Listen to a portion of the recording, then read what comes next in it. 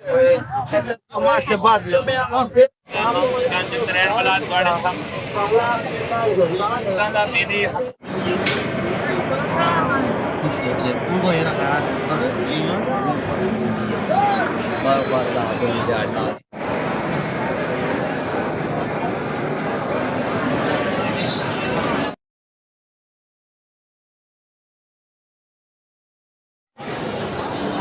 इतना ना मैं से बनाओ ताकि पूरा काम